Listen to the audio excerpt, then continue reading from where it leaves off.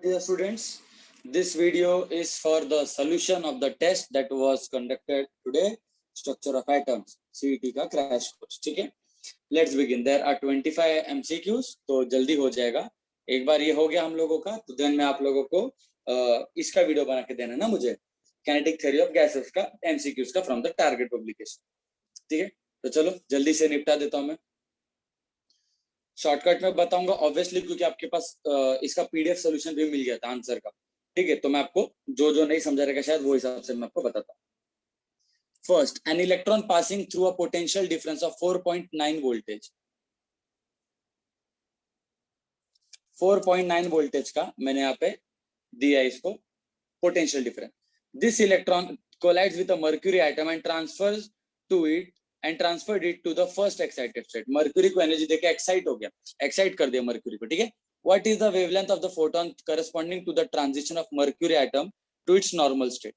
इनका बोलने का मतलब क्या, पहले तो बात समझो. न्यूमेरिकल सॉल्व करना डिफिकल्ट नहीं होता है, उसके पीछे का लॉजिक अंडरस्टैंड करना डिफिकल्ट है. आधे से ज्यादा बच्चे जो सीईटी देते भी है, हो सकता है न्यूमेरिकल आता भी रहेगा, बट उसके पीछे का लॉजिक ही नहीं पता होता है कि क्या हम लोग कर रहे हैं. लॉजिक इज दिस भाई,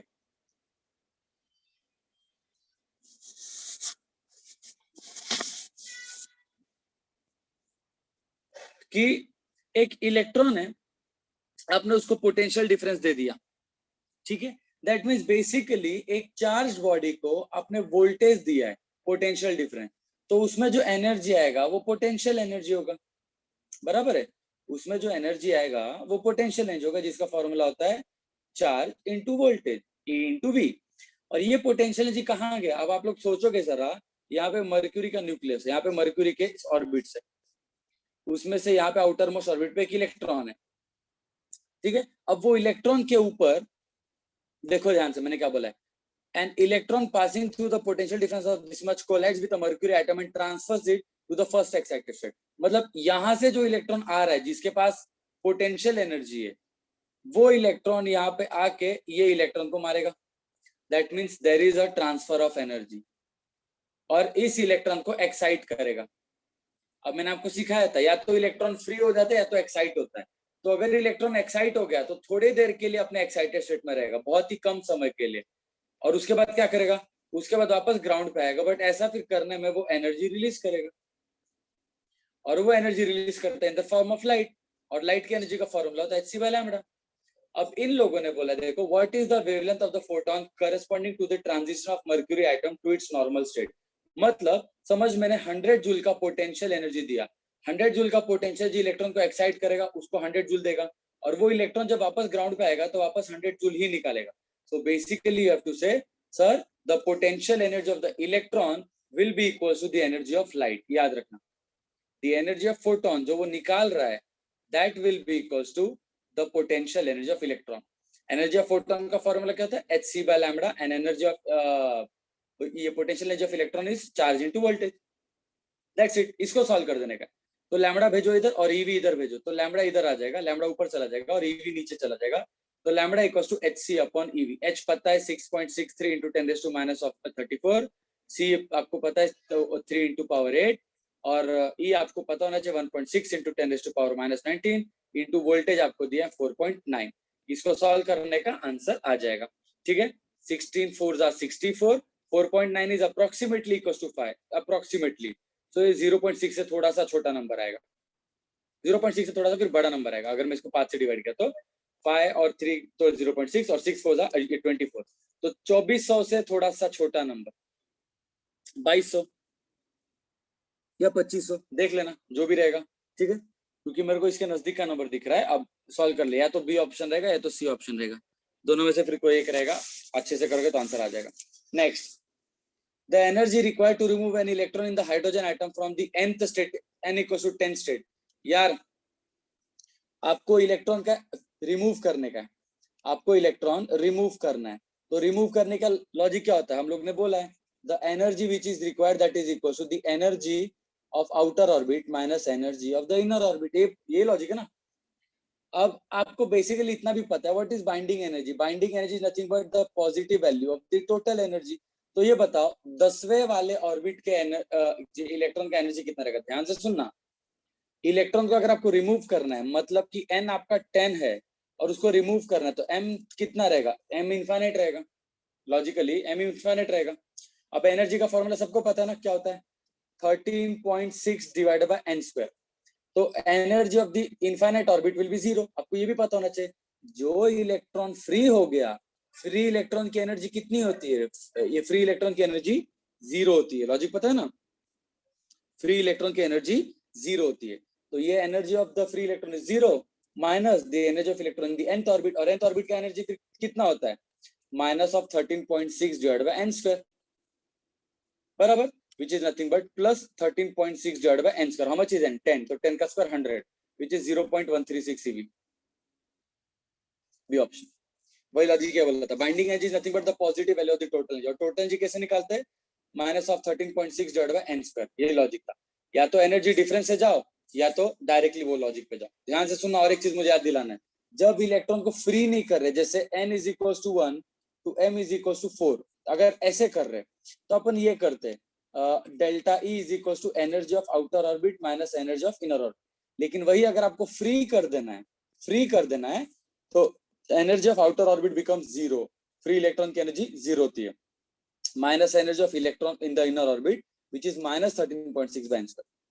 तो वही लॉजिक होता है। Next question, a sample of radioactive substance, a sample of radioactive element has a mass of 10 gram at an instant of t equals to 0.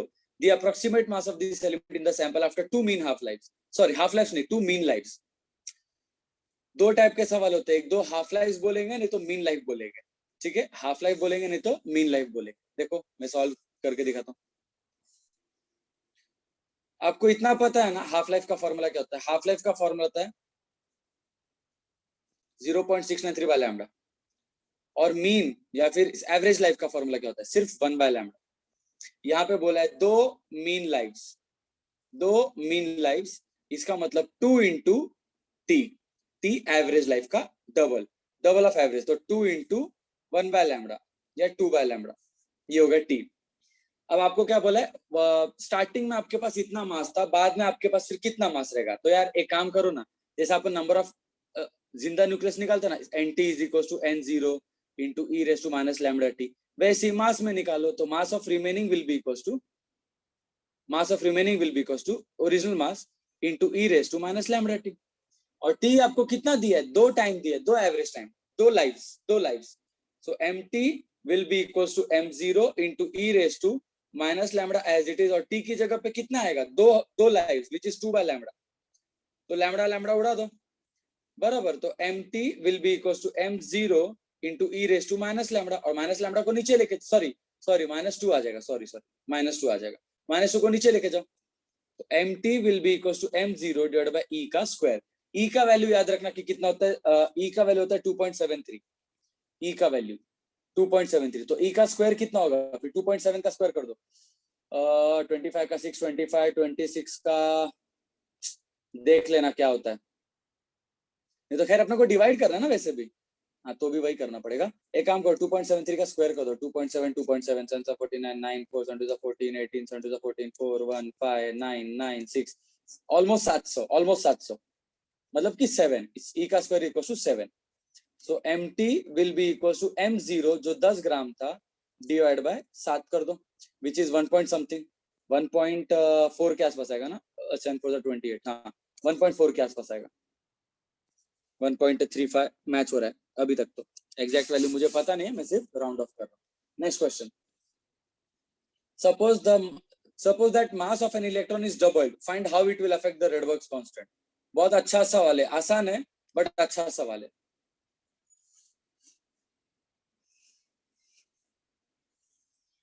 ठीक है,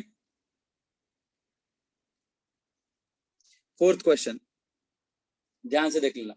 सबसे पहले नोटेशन में बच्चों को लगेगा कि सर रेडबर्ग्स कांस्टेंट तो कांस्टेंट होता है, तो उस पर फर्क नहीं पड़ेगा, लेकिन रेडबर्ग्स कांस्टेंट अपन जो भी डेरिवेशन किए बच्चों, all the derivations that we did, ठीक है, जो भी डेरिवेशंस किए अपन, all the derivations were for original mass of electron. Obviously अगर इलेक्ट्रॉन का मास बदल दिया था तो गेम ही चेंज हो गया ना, तो इलेक्ट्रॉन के मास के लिए रेडबर्ग्स का इक्वेशन क्या आएगा? तो मैं आपको लॉजिक बताता हूँ। आपको इतना पता है ना, ये बोर का थर्ड पोस्टुलेट आपने डिराइव किया था, तो बोर का थर्ड पोस्टुलेट से रेडबर्ग्स मिलता है। बोर का थर्ड पोस्टुलेट क्या होता है? वो बोलता है जब इलेक्ट्रॉन जंप करता है एक एनर्जी से दूसरी एनर्जी पे, तो वो एनर्जी रिलीज करता है in the form of light hc by lambda, and that energy equals to how much? Energy of outer orbit minus energy of inner orbit. Energy का फॉर्मूला क्या है? तो एनर्जी का formula is minus of z square e raise to 4 upon 8, क्या होता है 8 n square h square epsilon naught square n square h square epsilon naught square z square e raise to 4 m z square e raise to 4 m upon 8 n square h square epsilon naught square, ये होता है। ठीक है, सो जब आपने इसको लिखा था तो ऐसा था H C by lambda will be equals to, यहाँ पे इसका आएगा minus Z square E raise to 4 into mass of electron, ये एम जो है ना मास ऑफ इलेक्ट्रॉन है, divide by 8 M square H square epsilon naught square बाहर का ऑर्बिट, माइनस वापस से इस अंदर के ऑर्बिट का भी same energy minus Z square E raise to 4 into mass of electron divide by 8 N square H square epsilon naught square. इसी को अपने सॉल्व किया था, ठीक है, अपन इसी को सॉल्व किया था H C by lambda, and that was equals to सब कुछ कांस्टेंट निकालो बाहर, Z square E raise to 4 into mass of electron upon 8 M, तो ये एम तो ऑर्बिट नंबर एम और एन ये तो वेरिएबल है, 8 H square epsilon naught square into 1 by N square minus 1 by M square. यही आपका रेडबर्ग्स इक्वेशन था जिसमें ये पूरा टर्म वाज रेडबर्ग्स कांस्टेंट। तो इस टर्म में आपको दिख रहा है Rydberg's is directly proportional to mass of electron, दिख रहा है ना इधर पे? Yes, Rydberg's is directly proportional to mass of electron. तो अगर मास आपका मान लो डबल हुआ तो रेडबर्ग्स भी डबल होगा, तो answer is it is doubled. आया समझ में?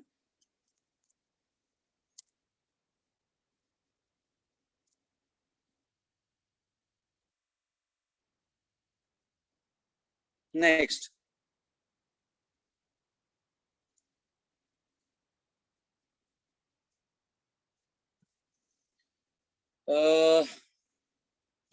the radius of electrons second stationary orbit in Bohr atom is higher than the radius of the third orbit will be how much?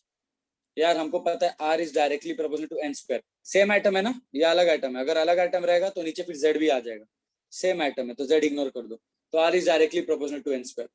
that means radius of the third orbit divided by radius of the second orbit will be equals to third orbit square by second orbit square। Radius of the third orbit नहीं पता, radius of the second orbit का letter दिया capital R, will be equals to 3 square 9 2 का square 4, so r3 will be equals to 9 by 4 r। 9 by 4 r कितना होता है? 2.25 r।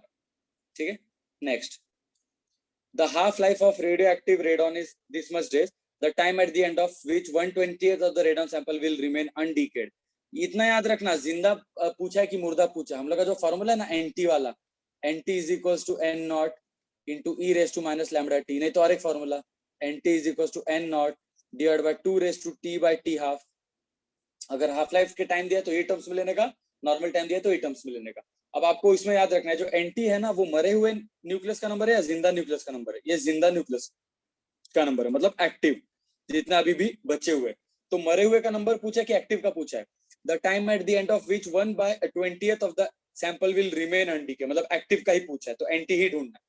तो कैसे ढूंढने का भाई? देखो ये फॉर्मूला आपको पता है, NT is equal to N naught divided by 2 raise to T by T. आपको दिया है कि एंटी फिर कितना बचना चाहिए? 1/20वां हिस्सा बचना चाहिए ओरिजिनल का, तो एंटी है ना वो 1/20वां हिस्सा बचना चाहिए, तो यहाँ पे आपको सब्स्टिट्यूट करना है। एंटी की जगह पे क्या लिखूं? 1/20 एन नॉट, इतना बचा रहना चाहिए, इतना जिंदा रहना चाहिए, 1/20 एन नॉट।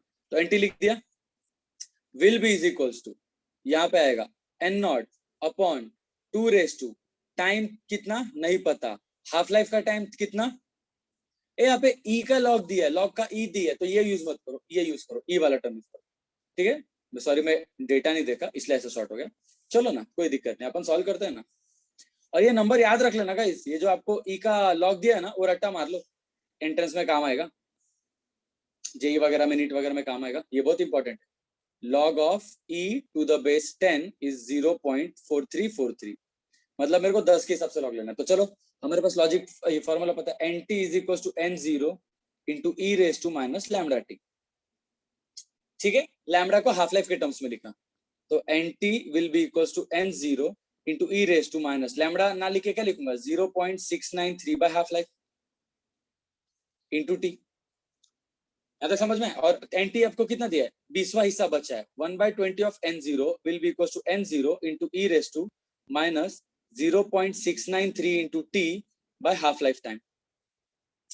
n0 उड़ गया।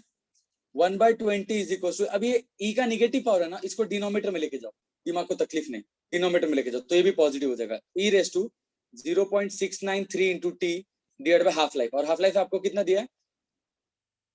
3.8 डेज, तो 3.8। तो ऑब्वियसली न्यूमरेटर न्यूमरेटर सेम है तो डिनोमीटर डिनोमीटर सेम रहेगा। मतलब basically e raise to 0.693 t by 3.8 will be equals to 20। समझा क्या लॉजिक? अरे डिनोमिनेटर सेम रहना रे, ई का पावर 20 आना मांगता, ई का पावर का सॉल्व किया तो 20 आना ही मांगता है। ये समझा ना सबको? बहुत सिंपल है, सोच के करना, रिपीट करना, आ जाएगा समझ में। अब मेरे को लॉग लेने का है, लॉग टू द बेस 10 लेने का मेरे को, ठीक है? तो ध्यान देना, मैं लॉग लूंगा तो ये पावर जो है वो सामने आ जाएगा मल्टीप्लाई होकर। जब लॉग लेते तो क्या होता है, फिर पावर सामने आ जाता है।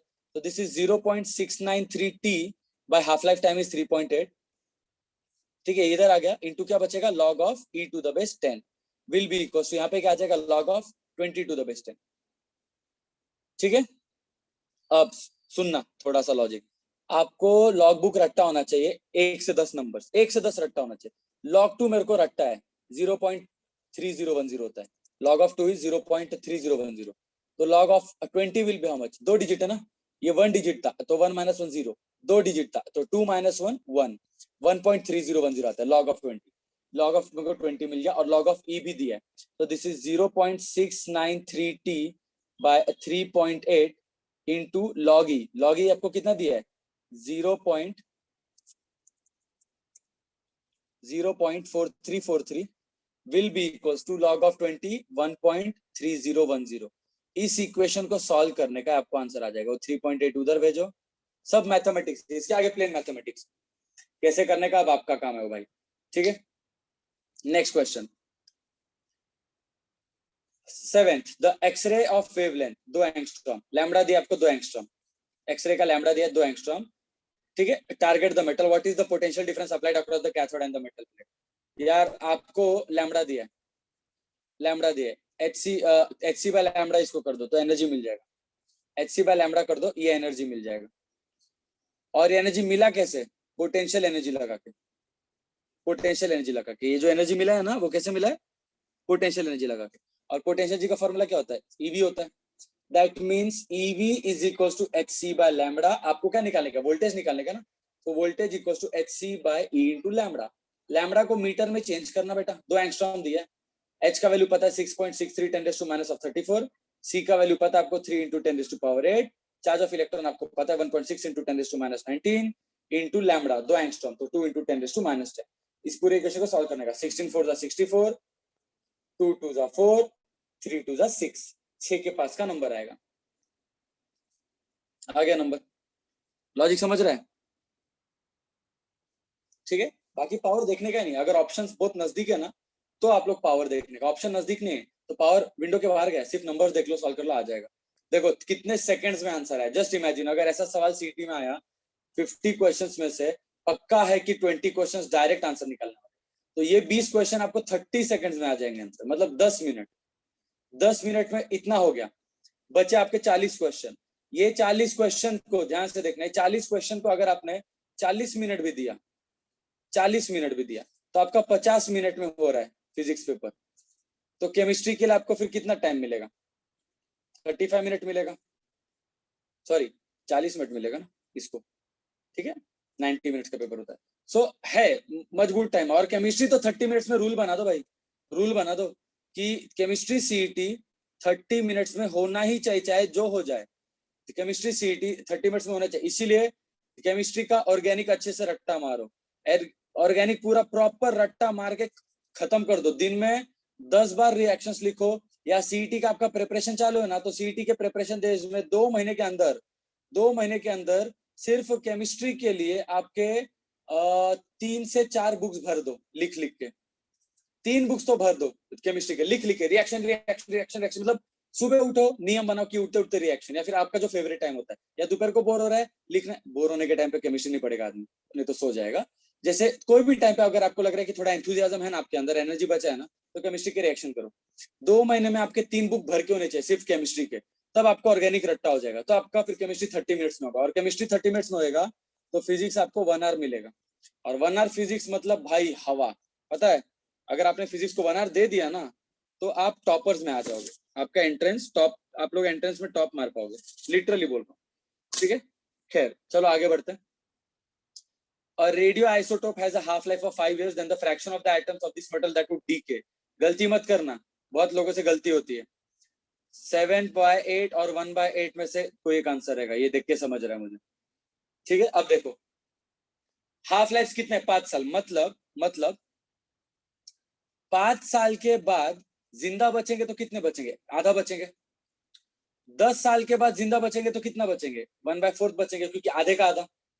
आपको मैंने लॉजिक बताया था एनटी का, NT is equal to N naught divide by 2 raise to number of half life, number of half life कि कितने हाफ लाइफ हुए।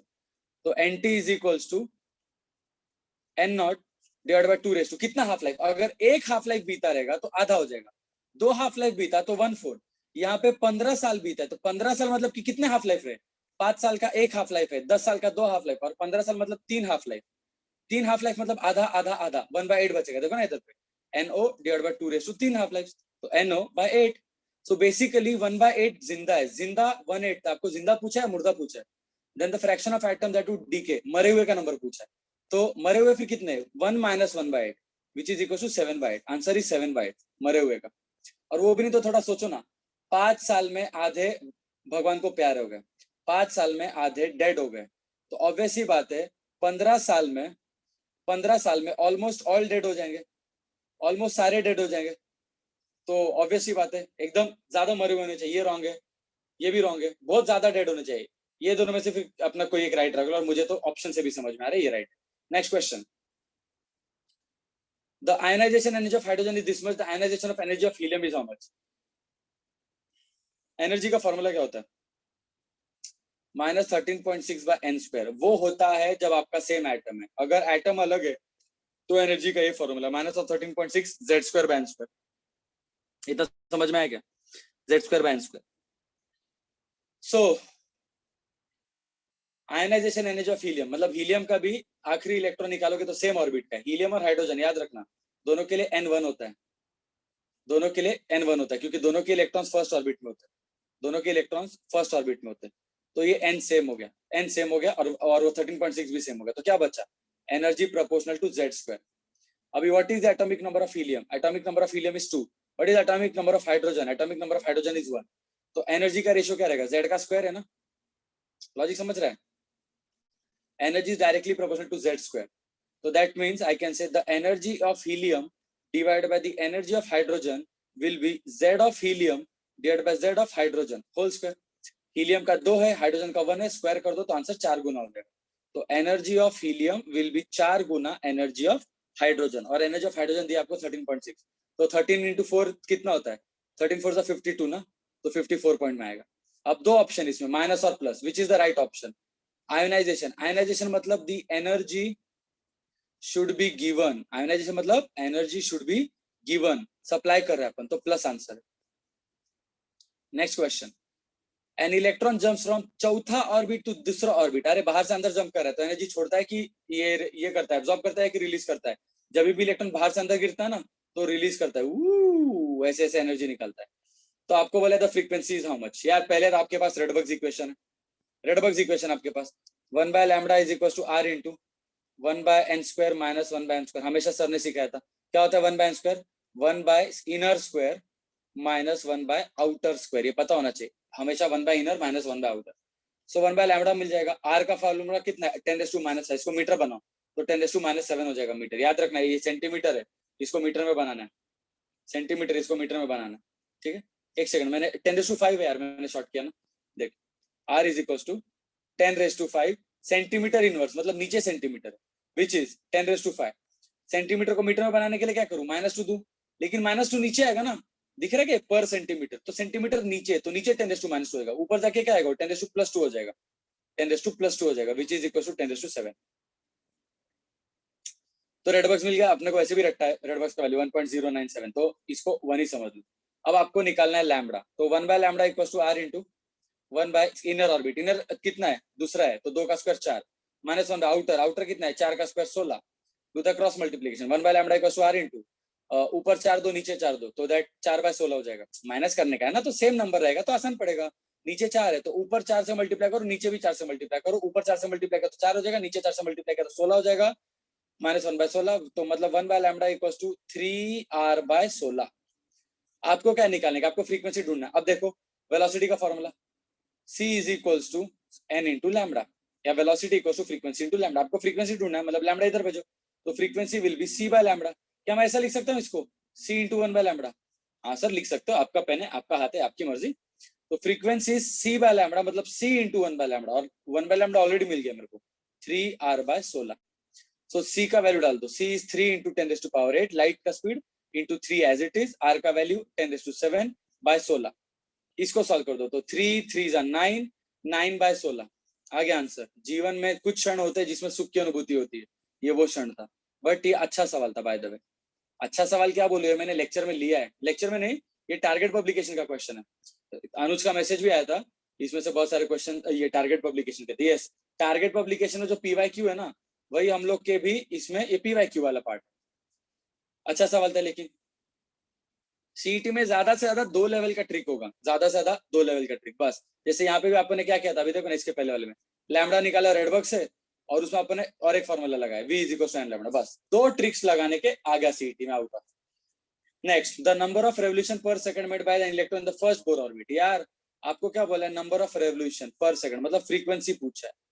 अब फ्रीक्वेंसी तो हम लोग ने सीखा ही नहीं, हम लोग ने तो सर रेडियस का फॉर्मूला पढ़ा है, हम लोग ने इस चैप्टर में सर रेडियस का पढ़ा है, वेलोसिटी का पढ़ा है, एनर्जी का पढ़ा है, मैंने फ्रीक्वेंसी का तो पढ़ा ही नहीं। ठीक है, नो प्रॉब्लम, नो प्रॉब्लम। आपको फ्रीक्वेंसी ढूंढना है, ठीक है। आपको बोला है पहला Bohr orbit of hydrogen is of the order of 3, ये तो छोड़ दो, इग्नोर करो। पहला बोर ऑर्बिट मतलब n इज इक्वल टू 1, उसमें आपको फ्रीक्वेंसी ढूंढना है। अब अगर थोड़ा सा ब्रेन लगाओगे ना, तो आपको एक चीज रियलाइज होगा इधर पे, दैट इज, देखो मेथड बहुत सारे सॉल्व करने के, ठीक है, मेथड बहुत सारे, कोई टेंशन नहीं लेने का। मैं आपको 2 मेथड बता सकता हूँ। एक फर्स्ट मेथड, रुको रुको जरा,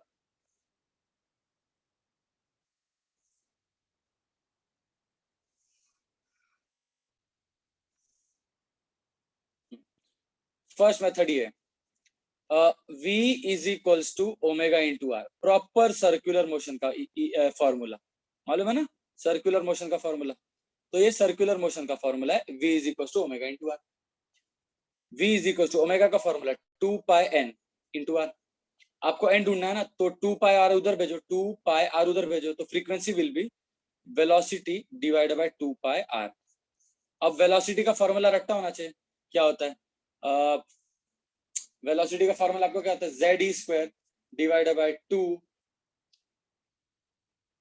नहीं होता है, वो तो रेडियस में होता है ना, वेलोसिटी में 2 नहीं आता है शायद से, रेडियस में आता है गैस, नहीं, हाफ mv² आता है, 2 पाई आता है कि नहीं पता नहीं, एप्सिलॉन नॉट एन एच ऐसा कुछ आता है, 2 pi epsilon not an H या 2 एप्सिलॉन नॉट एन एच, जो भी है वेलोसिटी। फिर आर का फॉर्मूला, आपको पता है क्या होता है, n² epsilon naught upon pi m z²। ये सॉल्व कर देने का, ये पूरा सॉल्व करना पड़ेगा, फिर आंसर आएगा। ये एक्चुअली थोड़ा सा कैलकुलेशन है, नहीं तो और एक फॉर्मूला है एंगुलर मोमेंटम का। एंगुलर मोमेंटम का फॉर्मूला क्या होता है आपको पता है, angular momentum should be nh/2π, n का वैल्यू दिया आपको, वैसे भी 1 है। एंगुलर मोमेंटम का formula mvr is equal to nh/2π, sorry n को 1 दे दो। तो आपको क्या निकालने का अभी, इसमें आपको फ्रीक्वेंसी ढूंढना है, तो फिर आप लोग इसको सॉल्व कर सकते हो। v का formula omega R, m into V की जगह पे omega R into R will be equal to h/2π, n1 हो गया, तो m ओमेगा r² will be equal to h/2π। r² को डिवीजन भेजो, ओमेगा को चेंज कर दो 2πn और मास उधर पे डाल दो, आंसर आ जाएगा, जो भी है। बट ये लेंदी सम है, सच में ये लेंदी क्वेश्चन है, लेंदी क्वेश्चन। तो ये टाइम वेस्टेज सवाल है, ये टाइम वेस्टेज सवाल है, ये इजी सवाल है, रॉन्ग डिफिकल्ट बिल्कुल नहीं है, बट टाइम वेस्टेज सवाल है। इस सवाल को सॉल्व करने में आपको कुछ नहीं तो 2 मिनट खाएगा आपका ये, बट इसका भी ट्रिक है सॉल्व करने का आसान से। आसानी से। सर ने आपको सिखाया है, देखो मैंने आपको ये चीज सिखाया था, रेडियस का, वेलोसिटी का, सबका फॉर्मूला मैंने आपको सिखाया था। रेडियस का formula is, radius is directly proportional to n square by z, velocity is directly proportional to z by n, बराबर। तो ये प्रोपोर्शनलिटी को हटा के जो कांस्टेंट होता है, देखो ना, रेडियस का फॉर्मूला क्या होता है, r equal to n square h square epsilon naught upon pi m z e square. देखो n वेरिएबल है, z वेरिएबल है, बट बाकी सब तो कांस्टेंट है ना। तो इनको कांस्टेंट को एक बार सॉल्व करके एक वैल्यू निकालो ना, r कितना आ रहा है, r कितना आ रहा है, एक बार सॉल्व तो करके देखो कितना आ रहा है, जो भी आएगा, ठीक है, into n square by z, ऐसा ऐसा करना है। तो वैसे ही वेलोसिटी का भी एक कांस्टेंट रट्टा मार के देखो, जैसे एनर्जी का सीखा ना अपन, एनर्जी का क्या फॉर्मूला है, minus of 13.6 by n square z square, ऐसा है ना एनर्जी के लिए, ठीक है। वैसे ही रेडियस में भी एक कांस्टेंट इंटू आएगा n स्क्वायर बाय z, और वेलोसिटी में भी एक कांस्टेंट आएगा, constant into z by n। ये कांस्टेंट रट्टा मारना चाहिए आपको, सो दैट आपका टाइम बर्बाद नहीं होगा, बहुत इजीली आंसर आ जाएगा, ठीक है। नेक्स्ट, चलो मुझे जल्दी से निपटाना है यार, बहुत टाइम वेस्ट किया मैंने इसमें, ये सॉल्यूशन में आधे घंटे हो गए, आधे घंटे के अंदर होना चाहिए था, 12 ही हो अभी तक। Okay, half life of radioactive, ये हाफ लाइफ दिया, how much time will it take to disintegrate 1/16 of its part. यार सोचो 1/16 मतलब 1/2⁴ ना, एक हाफ लाइफ अगर दिया, एक हाफ लाइफ, तो एक हाफ लाइफ मतलब आधा, दो हाफ लाइफ यूज किया तो 1/4 पार्ट मर गया, सॉरी बच गया। तीन हाफ लाइफ यूज किया तो कितना, 1/2⁵ 8। वैसे ही चार हाफ लाइफ यूज किया मतलब 1/16, तो चार हाफ लाइफ हो गया। एक हाफ लाइफ का कितना है, 43 आवर्स, तो चार हाफ लाइफ का कितना होगा, 4 इंटू 43, सॉरी 43 ना, 48, 4 इंटू 48, 192 आवर्स। आ गया आंसर। लॉजिक समझ रहा है क्या रे, ठीक है।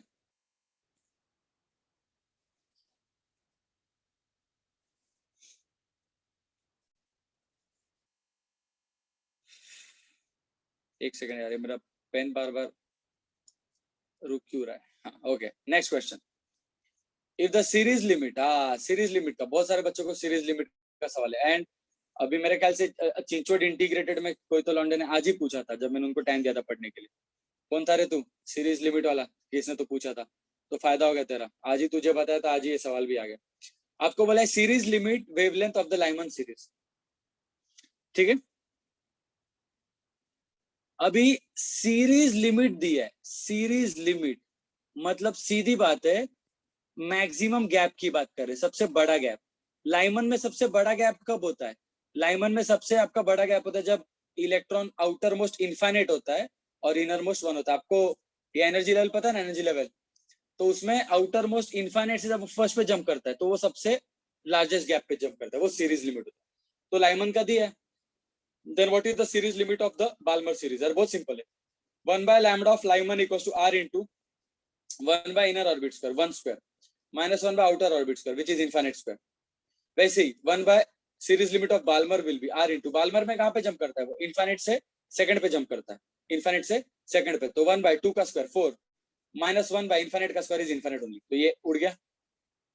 अब रेशियो ले लो, 1/λ of Lyman by 1/λ of Balmer will be, r उड़ गया, ऊपर आएगा 1/1 डिवाइड बाय, नीचे आएगा 1/4 और ऊपर चला जाएगा, और लैम्डा भी ऊपर चला जाएगा। So lambda Balmer by lambda Lyman will be 4, lambda Balmer will be 4 गुना ऑफ लैम्डा लाइमन, इसको 4 से मल्टीप्लाई करो। और सबसे अच्छा चीज सर ने आपको सिखाया था, एक लॉजिक सिखाया था सर ने, लाइमन में एनर्जी ज्यादा रहता है, लाइमन का जंप देखो ना, बहुत बहुत बड़ा जंप है। बाल्मर में एनर्जी कम रहता है, अगर एनर्जी कम मतलब वेवलेंथ ज्यादा, क्योंकि एनर्जी का फॉर्मूला होता है hc/λ, तो बेसिकली इसका जो वेवलेंथ है ज्यादा आना चाहिए। तो ऑप्शंस देखो, आप एटलीस्ट आप लोग ऑप्शन एलिमिनेट कर सकते हो, डिवीजन तो नहीं हो सकता और 912 भी नहीं हो सकता, ज्यादा ही है, तो या तो ऑप्शन ए राइट रहेगा या तो ऑप्शन सी राइट रहेगा। एटलीस्ट जय माता दी लायक तो बन जाओ, जय माता दी लायक बन जाओ, वो भी झेप जाएगा। आया ना समझ में, तो बहुत आसान है एक्चुअली, देखा जाए तो बहुत सिंपल है question. The angular momentum of an electron in the Bohr's orbit whose energy is this much is how much? अब 0.544 है यार। एंगुलर मोमेंटम का फॉर्मूला क्या होता है, एंगुलर मोमेंटम का फॉर्मूला होता है NH/2π। दिख रहा है ऑप्शन h/2π, इधर पे, इधर दिख रहा है h/2π, इधर दिख रहा है h/2 h/π दिख रहा है, इधर पे दिख रहा है h/2 जो भी है।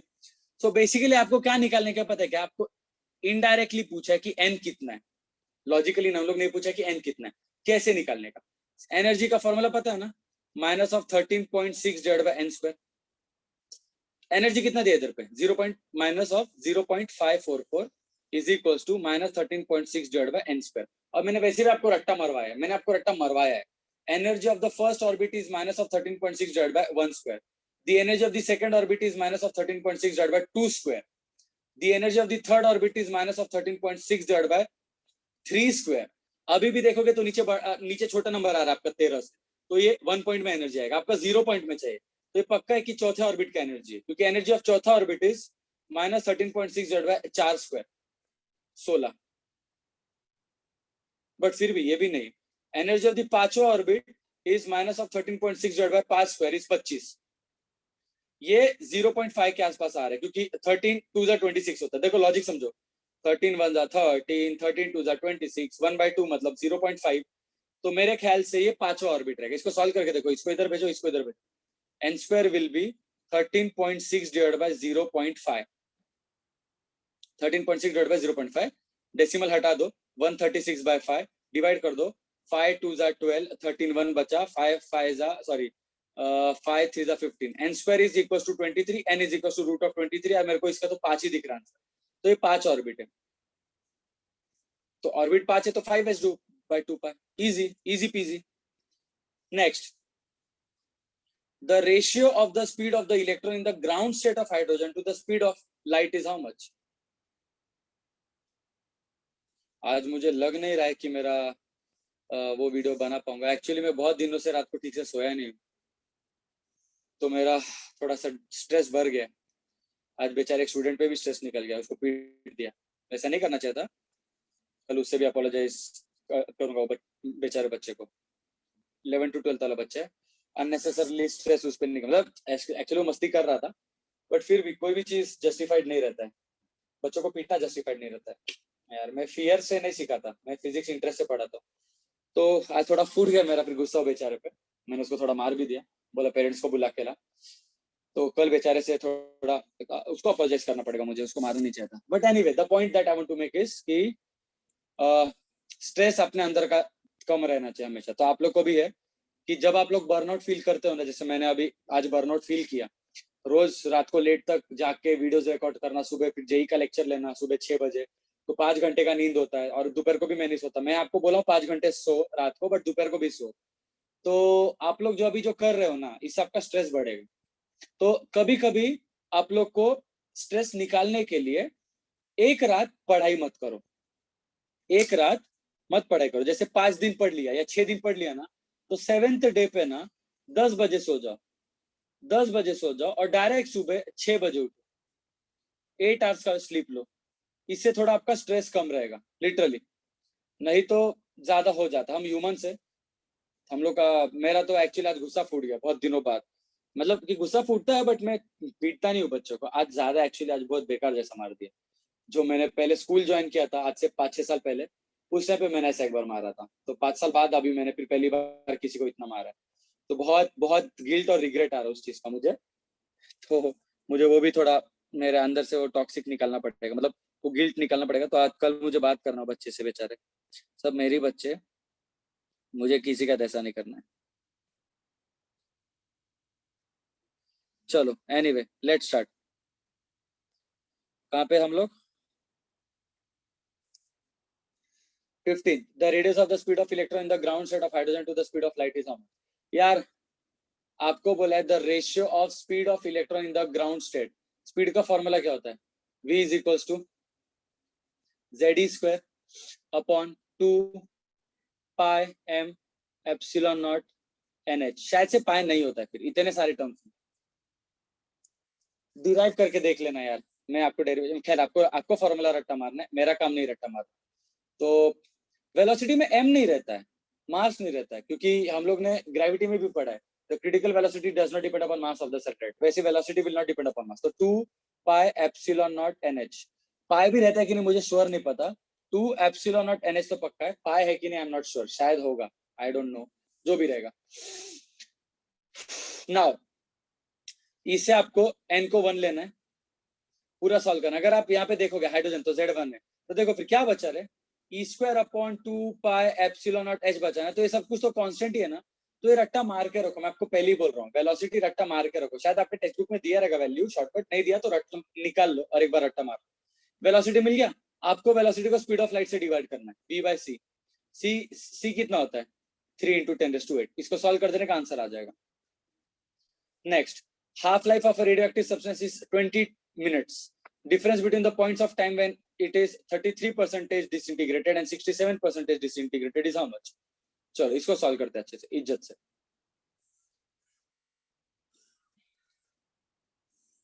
देखो क्या बोला है, 33% डीकेड हो चुका, डीकेड डन। अगर 33% मर चुका, दैट मीन्स 67% जिंदा है, 67% एक्टिव है। वैसे ही 67% डीकेड डन हो चुका है, मर चुका। 67% मर चुका तो क्या होगा, 33% जिंदा होगा। तो आपको दोनों के टाइम का डिफरेंस निकालने का, the difference between the points. कैसे करने का, बहुत सिंपल है।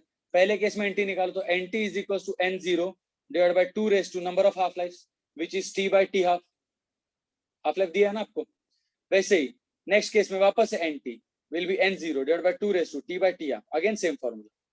यहाँ पे कौन सा है, 33%, एक बार लो, एक बार 66% लो, एक बार फिर 33% लो, एक बार 66। 33% मर गया मतलब 67% बचा है, तो ये 67/100 हो जाएगा। 67 फिर टक्का मतलब क्या होता है, 67/100 होता है ना। विल बी इक्वल्स टू, और n0 फिर कैंसिल होगा क्योंकि 67 इंटू n0 होता है, n0 कैंसिल हो जाएगा। 1/2 रेज टू t नहीं पता, और t हाफ आपको पता है 20 मिनट। वैसे ही 33%, तो 33/100 into will be equals to 1/2 raise to t/20 minute. यहां तक समझ में आया सबको।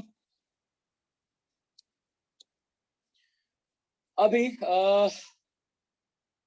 आपके पास अगर हाफ लाइफ दी है, देखो हाफ लाइफ दी है आपको 20 मिनट, तो आप लोग लैम्डा भी ढूंढ सकते हो। लैम्डा क्या होता है, 0.693/t हाफ, ठीक है, 0.693/20 मिनट। आप लोग लैम्डा भी ढूंढ सकते हो, अगर चाहे, जिनको ये लॉजिक नहीं याद रहेगा वो लॉजिक से भी जा सकते हो, ठीक है।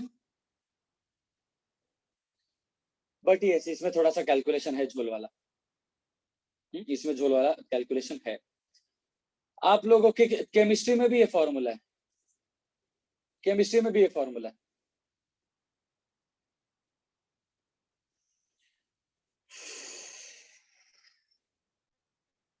खैर अब मुझे मूड नहीं है वो केमिस्ट्री वाले फॉर्मूलाज बताने का। आप लोग को जैसे एनटी का फॉर्मूला होता है ना, NT is equal to n0 into E raise to power minus lambda T, फिर लॉग लेने का, लॉग लेने का, एक काम करो n0 इधर भेजने का, तो nt upon n0 will be equal to E raise to minus lambda T. Log लेने का, natural log of nt by n0 will be equal to minus t into natural log of e which is 1। फिर natural log को base को 10 बना दो, तो log to the base nt upon n0 to the base 10 will be equals to, यहाँ पे minus lambda T into log of e to the base 10 लाना पड़ेगा, ठीक है, विच इज 0.693। उधर भेजा तो वो ये थे 2.7। आपके पास ये फॉर्मूला रहना चाहिए, लैम्डा इक्वल्स टू 2.303। आप लोग का जैसे वर्क था ना मैक्सिमम वर्क वाला, वही लॉजिक है। लैम्डा इज इक्वल्स टू अपना, आपको लैम्डा ढूंढना है कि टी ढूंढना है। अगर लैम्डा ढूंढना रहेगा तो 2.303/t into log of nt/n0, जो भी है, ये सब एडजस्टमेंट्स है, एडजस्टमेंट्स है। ये थोड़ा सा डिफिकल्ट है, डिफिकल्ट मतलब टाइम कंज्यूमिंग है, तो ये क्वेश्चन को स्किप करने का।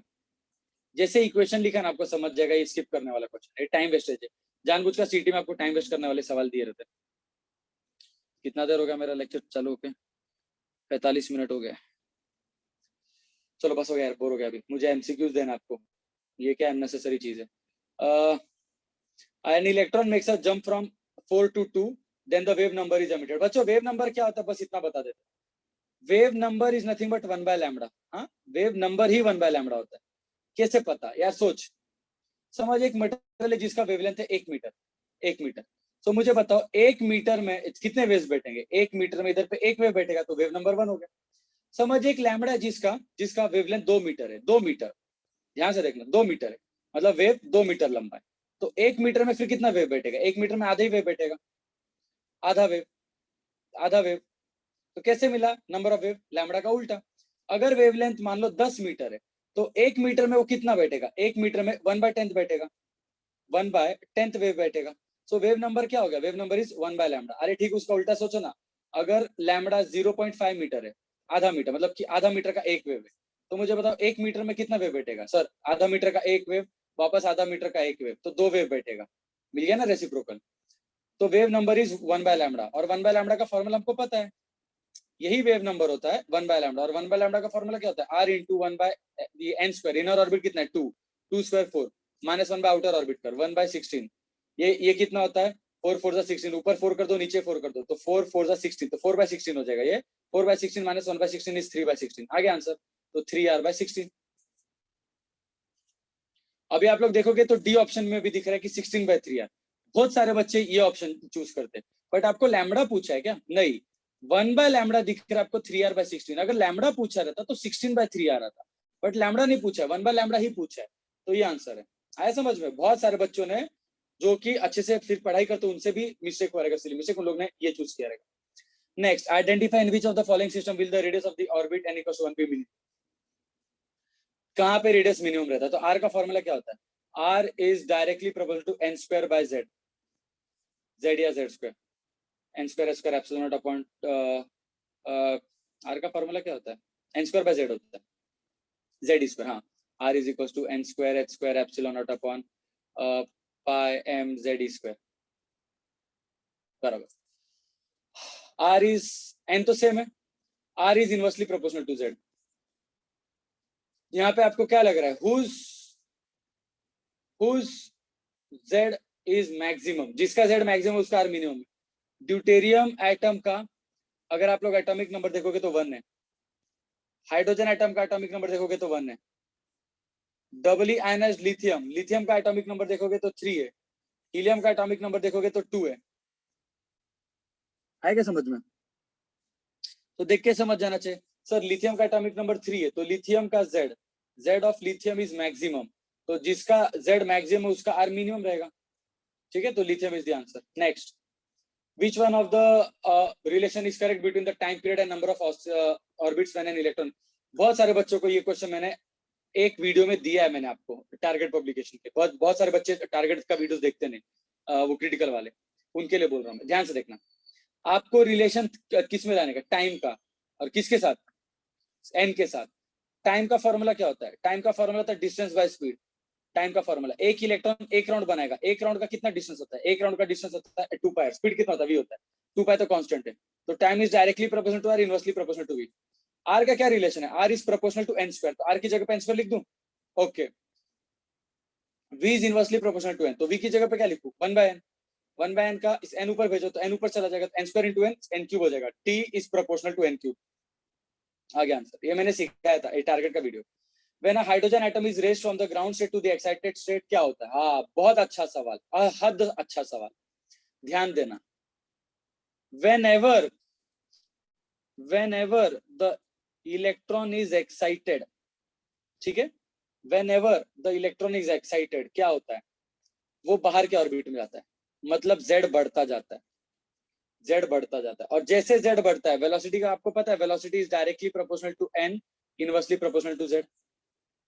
अरे सोचना, ग्रेविटी में भी सीखा था आपने को। 2 स्टेज रॉकेट क्यों लगता है? याद करो ग्रेविटेशन में 2 स्टेज रॉकेट क्यों लगता है? 2 स्टेज इसलिए लगता है क्योंकि पहला स्टेज उसको धरती के ऊपर लेके जाता है और दूसरा स्टेज स्पीड देता है। धरती के ऊपर क्यों लेके जाते हैं? जितना ऊपर जाता है उतना स्लो वेलोसिटी में भी टारगेट अचीव हो सकता है। हम लोग का टारगेट क्या है? उसको गोल घुमाना। तो इलेक्ट्रॉन का टारगेट क्या होता है? इलेक्ट्रॉन का टारगेट भी होता है गोल घूमना।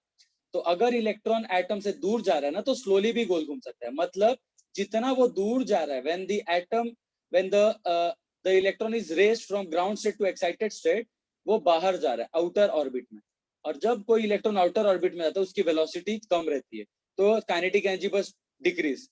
तो both kinetic and potential decrease, ये ऑप्शन राइट हो सकता है शायद। Both kinetic increase wrong, kinetic increase wrong, तो ऑप्शन सी रॉन्ग है, ऑप्शन बी रॉन्ग है। अब क्या बचा? ऑप्शन ए और option D, which is the right option. सुनो, मैंने आपको सिखाया, जब बॉडी बाउंड होता है तो उसकी पोटेंशियल एनर्जी निगेटिव होती है। जब बॉडी फ्री होता है तो उसकी पोटेंशियल एनर्जी 0 होती है। मतलब जब बॉडी फ्री होने जा रहा है तो पोटेंशियल एनर्जी बढ़ रहा है, मतलब हो सकता है कि आपके इनर ऑर्बिट में एनर्जी रहेगा -100 जूल, बाहर ऑर्बिट में -80 जूल और बाहर में -70 जूल। ऐसा होते होते एनर्जी बढ़ रहा है ना, -100 बढ़ा है कि -70 बढ़ा है? सर -70 बढ़ा है। तो जितना इलेक्ट्रॉन बाहर जा रहा है ना, उसका पोटेंशियल बढ़ रहा है और जीरो बनने वाला है। तो potential increases and kinetic decreases. D option is the correct option. 21st, D के कांस्टेंट दिया है, हाफ लाइफ निकालने का, आपको फॉर्मूला पता होना चाहिए। Then next, radius of nuclear दिया है is 3/5, then the number of neutrons is how much? Radius is directly proportional to, in fact radius का फॉर्मूला ही होता है, radius is equal to r0 into atomic number का cube root, into atomic number का cube root, इतना पता रहना चाहिए। तो आप लोग को क्या दिया है, रेशियो दिया ना आपको 3/5, तो ध्यान देना r0 तो कांस्टेंट, ठीक है। Radius of the aluminium divide by radius of x will be equal to, r का फॉर्मूला क्या होता है फिर, cube root of mass number, cube root of mass number of aluminium. Aluminium का मास नंबर यहाँ पे कितना दिख रहा है, 27, divided by what is the cube root of A, नहीं पता, कोई बात नहीं। अब ये सीटी का सवाल क्यों है, आपको मास नंबर नहीं पूछा है, नंबर ऑफ न्यूट्रॉन्स पूछा है। तो दो स्टेप में सॉल्व करने का, दो स्टेप में कैसे, दो स्टेप में कैसे, फर्स्ट स्टेप में मास नंबर निकालो, फर्स्ट स्टेप में फाइंड मास नंबर, और सेकंड स्टेप में क्या करने का, तो सेकंड स्टेप में find mass number minus atomic number, तो न्यूट्रॉन मिलेगा। लॉजिक समझ में आ रहा है ना रे? तो रेशियो लेने का, radius of aluminium divided by radius of X will be equal to cube root of mass of aluminium divided by mass of X, नहीं पता। रेडियस ऑफ एल्यूमिनियम कितना है आपको, 3/5, so 3/5 is equal to cube root of 27/a। तो इसका फिर cube ले लो, taking cube on both side, तो 3 का क्यूब क्या होता है 27, 5 का क्यूब क्या होता है 125, will be equal to 27/a। अगर ये 27 सेम है तो a और 125 सेम होना चाहिए, तो मास कितना होगा 125, बट इसके पास प्रोटॉन्स कितना है 52 प्रोटॉन्स है। मैंने आपको सिखाया था मास नंबर में क्या होता है, प्रोटॉन और न्यूट्रॉन दोनों होता है, और एटॉमिक नंबर में क्या होता है, सिर्फ प्रोटॉन होता है। नीचे एटॉमिक नंबर है तो 52 प्रोटॉन, प्रोटॉन 52 है, और मास नंबर कितना है 125, तो 125 में प्रोटॉन और न्यूट्रॉन मिला के, तो जब मैं दोनों इक्वेशन को माइनस करता हूँ ना, तो प्रोटॉन प्रोटॉन उड़ जाता है, तो न्यूट्रॉन का नंबर मिलता है a-z। तो a-z कर दो, 125 माइनस 52, ये हो जाएगा 73, answer C. Next, two radioactive samples, दोनों का डीके कांस्टेंट दिया, they have the same number of nuclear. ये मेरे ख्याल से ये मैंने वीडियो में सिखाया, हाँ ये please search the video, search the video from target का क्रिटिकल, टारगेट ये चैप्टर स्ट्रक्चर ऑफ एटम का क्रिटिकल 61 to 80 के अंदर का समय, पक्का वीडियो का सवाल है, टारगेट का सवाल है, मैंने खुद सॉल्व किया अभी अभी, तो क्या मैंने फिर कल ही रिकॉर्ड करके भेजा है, कल नहीं सॉरी परसों, तो मुझे याद है। ये 24th, in the Bohr's model of hydrogen atom the centripetal force is furnished by the Coulomb attraction force if the a0 is the radius वगैरह वगैरह, सिर्फ इक्वेट करने का। सेंट्रीपिटल फोर्स का फॉर्मूला mv²/r और कूलम फोर्स का formula 1/4πε0 ze²/r², एक are cancel. आपको क्या निकालने का है, then the speed of electron v निकालने का ना, तो v² विल बी, ये पूरा इधर उधर भेजो, झोल करना है, सिर्फ झोल करना है, झोल करना है खाली। इनफैक्ट आप लोग को इसका ओरली आंसर आ जाएगा। v² ढूंढना, मास उधर भेजो, तो क्या दिख रहा है v² का फॉर्मूला, ze²/4πε0 मास, बराबर। आपको v चाहिए तो स्क्वायर रूट ले लो, और 4π तो मेरे को सिर्फ नीचे दिख रहा है, इधर पे ऊपर है, इधर पे है ही नहीं 4π, डी भी नहीं है। आंसर भी सॉल्व नहीं करने का, इसको ओरली आंसर देने का, सॉल्व ही नहीं करने का, no need of solving. Next, the transition of atom from state n = 4 to n = 3 in hydrogen atom results in ultraviolet, then infrared radiation will be, अभी देखो, देखना ध्यान से, n = 1, n = 2, n = 3, n = 4, n = 5। आपको बोला 4 से 3 जंप कर रहा है, 4 से 3, तो 4 से 3 अगर वो जंप कर रहा है, तो अगर यूवी रेडिएशन मिल रहा है, तो बताओ इंफ्रारेड कब मिलेगा। अब इंफ्रा का मतलब क्या, ध्यान से सुनना, इंफ्रारेड का मतलब है दी energy should be less than the energy of UV, और अगर एनर्जी लेस है मतलब गैप छोटा रहना चाहिए। कौन सा छोटा गैप रहता है, 4 से 3 का गैप छोटा है या 3 से 2 का। तो आप बोलोगे सर जितना मैं ऊपर चेक करूंगा ना, जितना मैं ऊपर चेक करूंगा उतना गैप छोटा होता जाता है। लॉजिक समझ रहा है, 2 से 1 का गैप बड़ा है, 3 से 2 का गैप उससे छोटा है, और उससे छोटा 4 से 3 का गैप है, और उससे छोटा 5 से 4 का गैप, तो 5 से 4 इज द आंसर। आपको 4 से 3 उड़ी मारा है, 4 से 3 उड़ी मार के आपको बोला है कि गैप जो भी है वो यूवी का गैप है, तो 3 से 2 मारोगे तो बड़ा गैप हो जाएगा, तो रॉन्ग, ज्यादा एनर्जी हो जाएगा। 5 से 4 मारो, वो छोटा हो जाएगा। आगे answer. I hope you guys have understood. तो चलो बच्चों, लेक्चर एंड होता है। भाई भाई भाई 1 घंटा वेस्ट किया मैंने आपको 25 एमसीक्यूज का आंसर बताने के। मुझे इसमें ये रिकॉर्ड करना था यार, काइनेटिक थ्योरी ऑफ गैसेस का एमसीक्यूज कब करूंगा मैं, आई एम फ्रस्ट्रेटेड। चलो मिलते हैं वापस से, देखता हूँ अगर मूड रहेगा तो अभी रिकॉर्ड करूंगा, नहीं तो थोड़ा मुझे स्लीप चाहिए रहेगा। मेरे मेरे बेचारे एक बच्चे को मैंने झाप दिया है, वेरी बैड। तो चलो सेशन एंड करते हैं, मिलते हैं अगली बार, टाटा बाय बाय।